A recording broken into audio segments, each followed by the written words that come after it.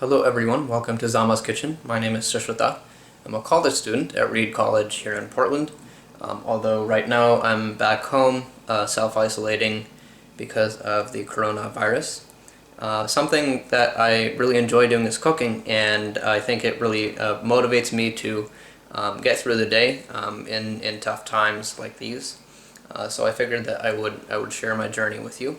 So on this channel I will be mainly focusing on Desi forms of cooking, or Desi's version of Western recipes.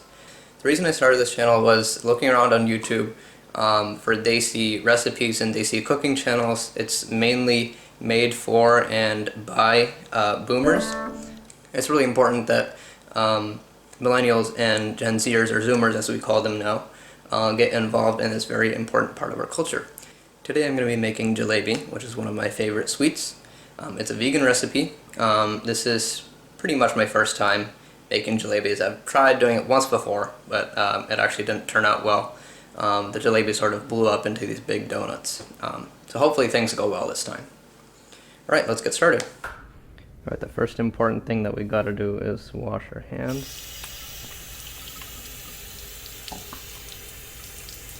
"20 seconds.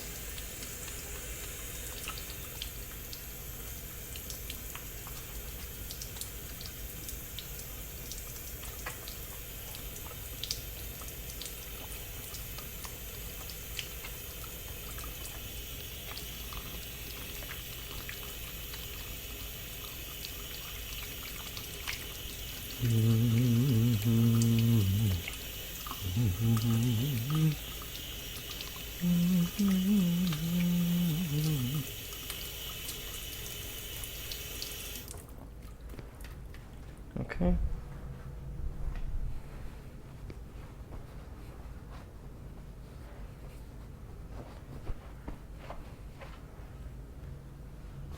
So now we have our main ingredients. We have all-purpose flour or maida. We have some besan, chickpea flour, a little bit of turmeric, and some baking powder. You can also use baking soda. Okay, let's get started with our ingredients. So we have the all-purpose flour. Just going to add 1 cup. That's about right.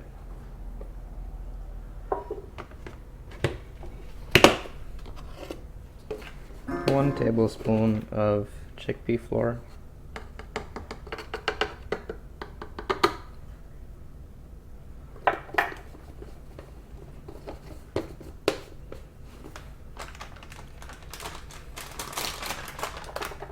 One-4 teaspoon of turmeric. You can actually do a little bit less, probably 1/8 or so. So add a little bit of coloring. In the restaurants they sometimes add food coloring, but we can do that without. And we have the baking powder. So you can either use baking soda or baking powder. I don't have baking soda right now, so we're just going to do 1/4 of this. Add that.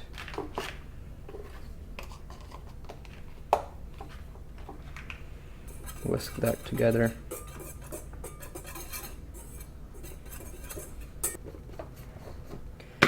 Seem to have forgotten to put 2 tablespoons of chickpea flour, so I'm just going to add another one. Mix that.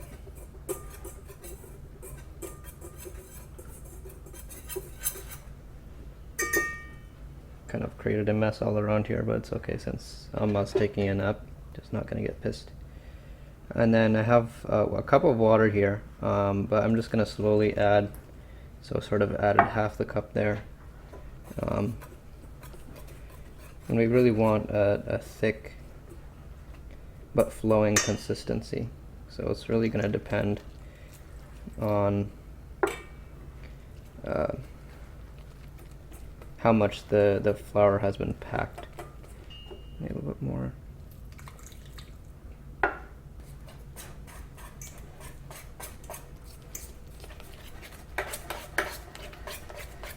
So we want to get all the lumps out. So we want to make sure that it's not too thick, or you won't be able to pour it very nicely when it comes to making the jalebi. But if it's too thin, then it's going to sort of bubble too much and won't get the right consistency and the shape that we want. So you can sort of see that sort of thickness, where it doesn't fall too easily, but it's not too thick. So now we just got to wrap it up top.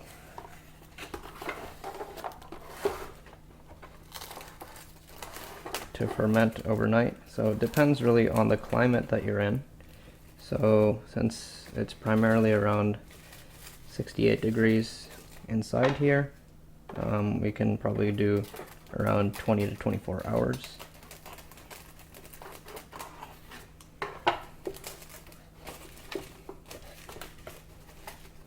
I'm just going to leave it by the stove so that it'll get a little bit of warmth as we cook some other things. So we'll just leave it like that. So it's been about 24 hours, and you can start to see small bubbles forming at the top of the batter. So what we're going to do is we're just going to remove this plastic wrap first.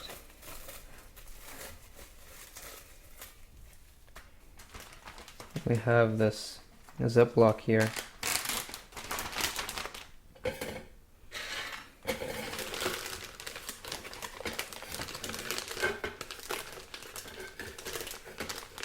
Drape it over this container. And then we can really see the consistency has loosened a little bit, but not too much.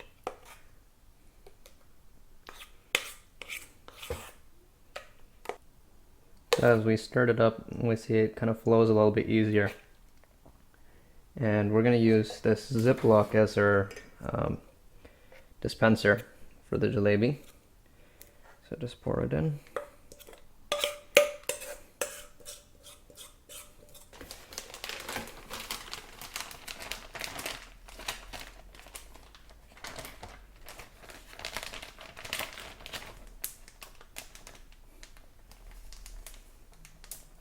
Close it up.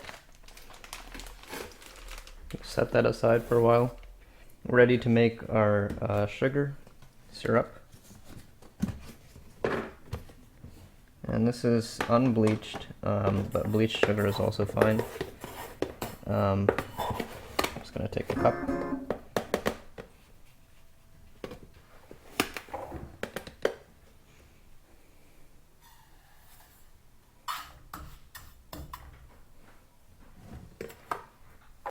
Add a pinch of saffron.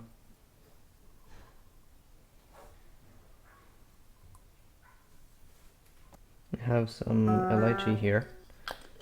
Adds a little bit of an extra kick. So probably take 3 or so. Easiest way to break these is to take the head and just smash it on the counter. And then the pod just breaks open. Add it to our mortar and pestle.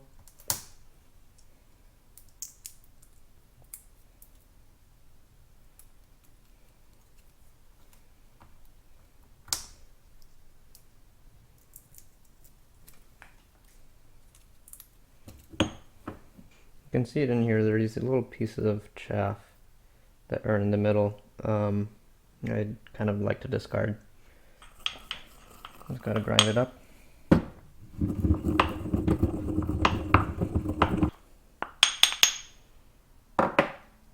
So we've got sort of a powder. Add that to our sugars here. Mix it up.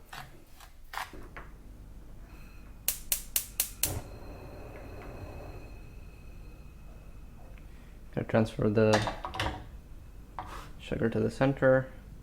Add the water, half cup.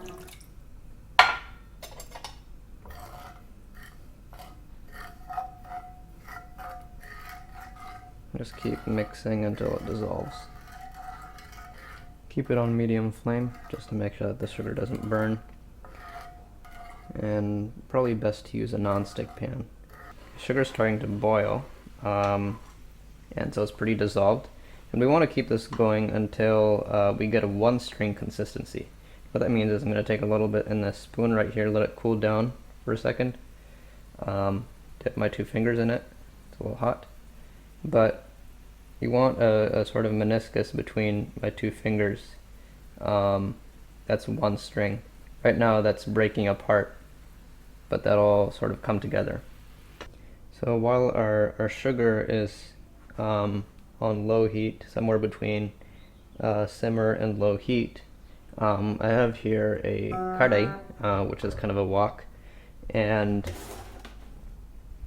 I'm going to add some oil to it. So this is Kirkland brand. Hopefully someday I get sponsored by them. It's going to add a decent amount in there. Light that up. Keep it on medium flame, and we want to keep this going until we get approximately 350 degrees. Now this thermometer here goes only until 220, so we're going to have to sort of guess beyond that point. So how we can do that is we can just take a small drip of our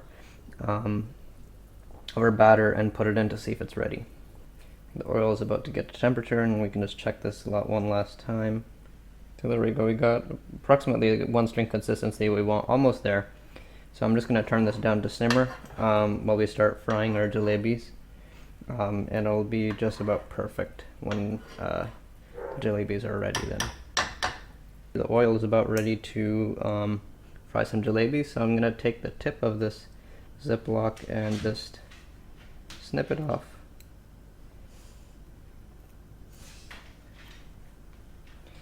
Don't want it too big of a hole, otherwise we'll get too much out of here.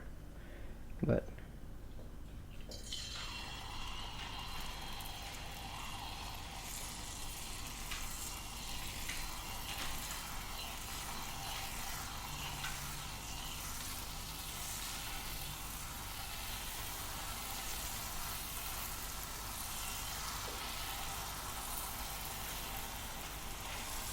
see if we can get 2 going.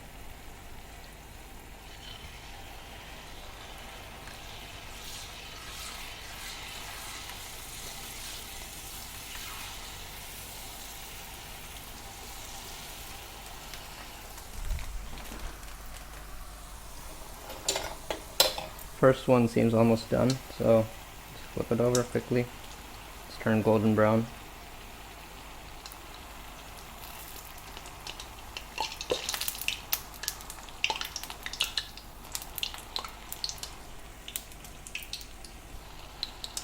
Almost stopped bubbling.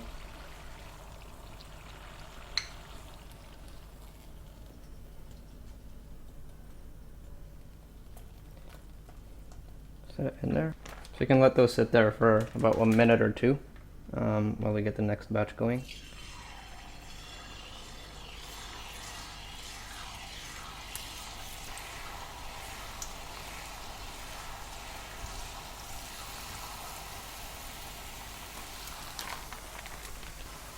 So you can already see that these have started to soak up their sauce. We don't want to leave them for too long or they'll get too soft. So I just flip them over. First one is done. Most people like to put their lemon in with the sugar syrup, but I didn't do that. So what I'm going to do is cut up this lemon and dilute it a little bit and then brush it over the jalebis that we have. Pluck our seeds out.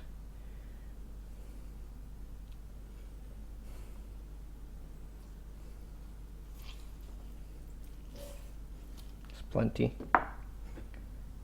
Take just a little bit of water. Lightly brush them. Don't want to get them too wet. This way the lemoniness doesn't soak into the jalebi too much. I don't really like them too sour. So now what I'm going to do is I'm going to just transfer the best looking ones onto a plate. Instagram worthy sort of picture. First ones were really the best, I think. And I'll just add one of the ones that didn't turn out so great just for kicks.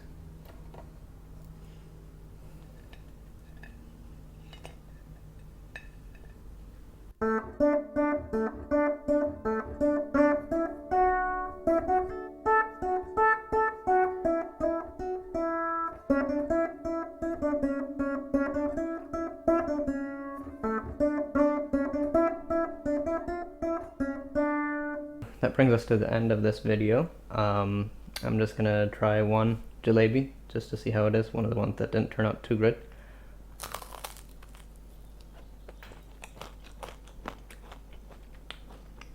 Not bad.